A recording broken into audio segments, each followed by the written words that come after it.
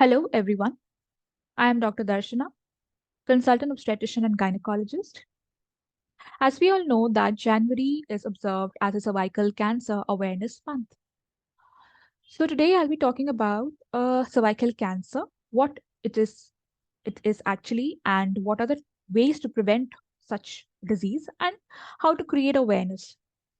So talking about the prevention of cervical cancer in the Indian population, I'll take you through all the information related to it one by one. Coming to cervical cancer, it is the cancer of the mouth of the uterus. As you can see here, this is a picture of the uterus with the nearby fallopian tubes as well as the ovaries on either side. And here lies the cervix or the lower part of the uterus. Now, in India, cancer cervix is one of the most common causes of cancer in India. Here, the mouth of the uterus is affected. Coming to why is awareness important about this particular disease or cervical cancer? We know that the prevalence of cancer is quite high, including in the developing countries, especially India. Due to its high mortality, awareness about this disease, as well as the methods of detecting the pre-cancer stages, is important. Now, the most important point it is that it is a preventable disease, and we all know that prevention is better than cure. Coming to the prevalence of cervical cancer in India, it is one of the leading causes of cancer mortality, accounting for 17% of all cancer deaths. Cervical cancer, it stands to be the third most common cancer worldwide, and it is about second most common in India after breast cancer. In India, cervical cancer contributes to approximately 6 to 29% of all cancers in women worldwide. About 5 lakh new cases are identified each year. 80% of the new cases occur in the developing countries. India is one such country.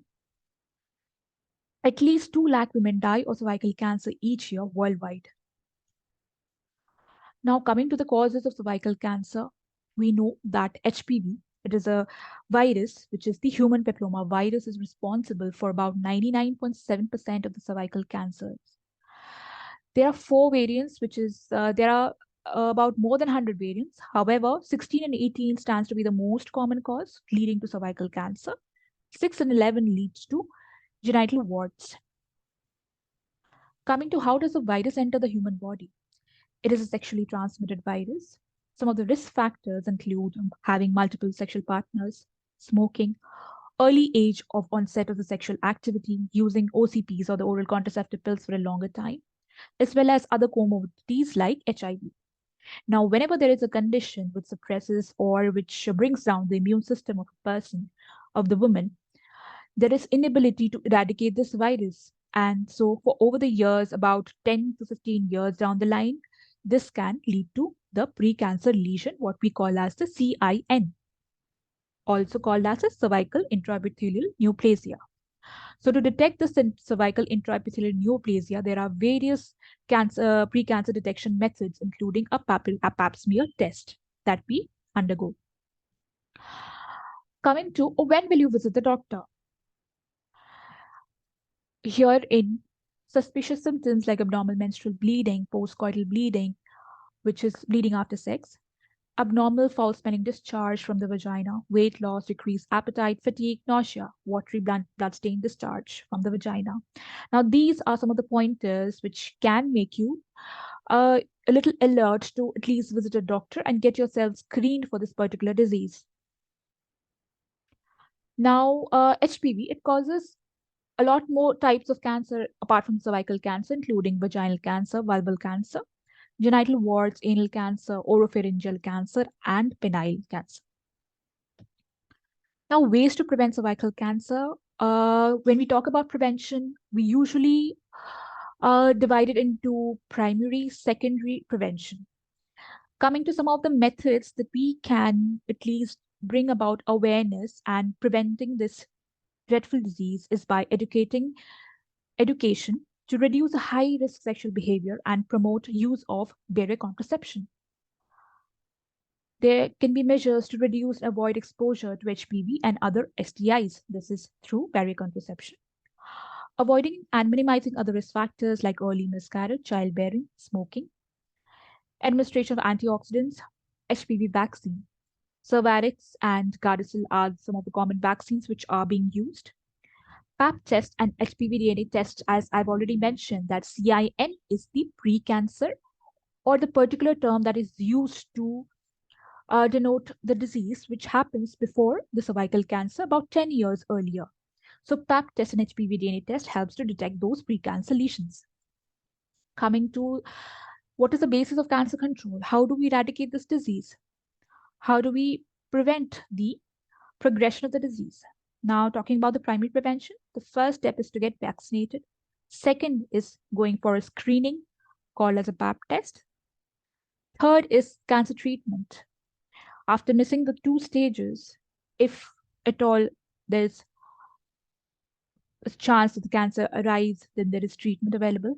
And the last stage is where the treatment is not available, which is the surgery is not surgery or chemoradiation, which are the methods of treating cancer, are not suitable. And that in that case, palliative care is given, which is uh, counteracting the symptoms or treating the symptoms of the patient.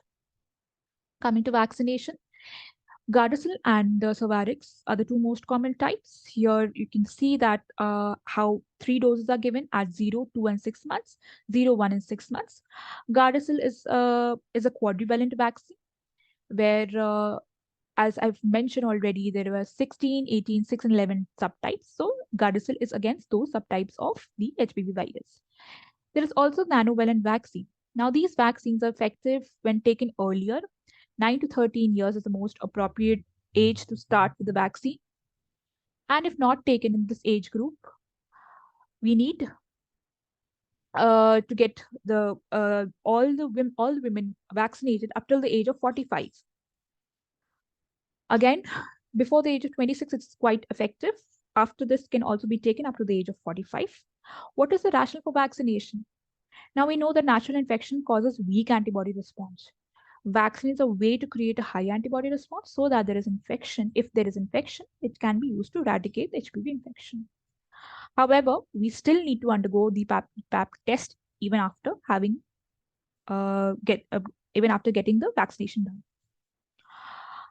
So coming to younger age girls, they show better immune response. So Cervarix produce about 2 to 3 times higher antibody levels if given in the age group of 10 to 14 years compared to older girls and women.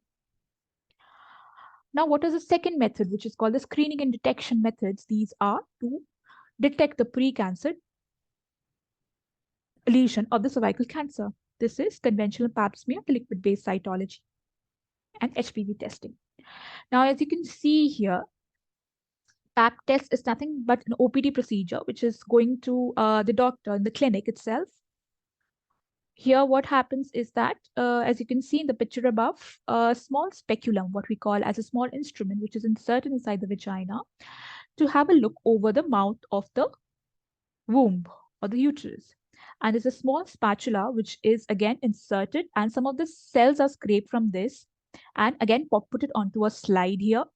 And this is again examined under a microscope to look for the cells. If there are any precancer lesion, it will be detected by the type of cells by the histopathologist, which is specialty to look for the microscopic changes. Again, this is a way to identify the precancer lesion. So coming to the third stage, whenever there is cervical cancer, when we're talking about the stages of prevention, here if there is cervical cancer, as we know that some of the symptoms that you must look out for is abnormal vaginal discharge, foul-smelling discharge, weight loss, loss of appetite. If at all you go to the doctor and there is a diagnosis of cervical cancer, now let me tell you that after CIN, which is about it takes a latency period of 10 years for development into a cervical cancer. So if at all we have skipped the first and the second level of prevention and have landed into a cervical cancer, here There are four stages: 1, 2, 3, and 4. One is which is limited to the cervix. Two is it goes up to the surrounding tissues, including some part of the vagina as well as into the nearer parts.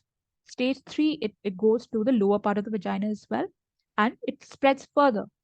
Stage 4, it has spread to other parts of the body, including lung, brain. Now, what are the risk factors of cervical cancer?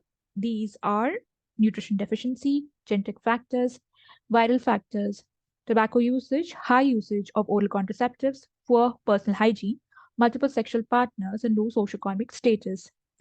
These are some of the risk factors of cervical cancer. There is treatment available for cervical cancer depending on the stage. Surgery can be done up to the stage 1 and earlier stage 2. The later part of the stage 2, as well as, this is CIN, which is the pre-cancer lesion. So pre-cancer, this is observation, this is cryotherapy, this is to remove the affected portion of the CIN. Coming to the stages of the cancer, here we can see that stage 1A, it is simple hysterectomy or removal of the womb, followed by stage 1B and early part of stage 2. Here again, treatment is available in the form of surgery. The later part of stage 2, 3, and earlier part of stage 4 can be treated with radiation therapy. And 4B, which is the last stage here, again, palliative therapy or chemotherapy can be given. Coming to summary, just let me summarize it for you all. Here, we see that 25% of the world burden of cervical cancer is seen in India. It is caused by human papilloma virus. Cervical cancer is usually diagnosed in later stages in India. Screening is recommended in the sexually active women more than 21 years by WHO. Cervical cancer vaccination is recommended from 9 to 45 years of age. Among the vaccines, the efficacy is about 98 to 100%. However, we still need to undergo the PAP test for the pre-cancer detection methods. Again, no screening is required for unmarried girls before vaccination. And as we know, vaccine safety is well documented. I hope you liked the points, some useful information about cervical cancer and how to prevent the various methods to prevent cervical cancer. Thank you so much.